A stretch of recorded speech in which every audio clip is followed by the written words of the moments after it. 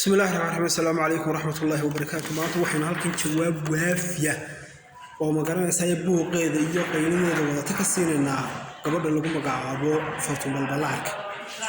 فرتم بالبلاك مركو هرم ماشين بريء يباهي بلام بالبيك سوق الشيء بيهوف. وين قرنا إن أيضا نيجي سوي سروال ما قرنا سايد سوق الشيء. تدور كل حوارات وكل حد واخذ. أعطيك يوم كان ماشي كقدر حلوين. ماشي اللي تشوف توحي تبوي جروين.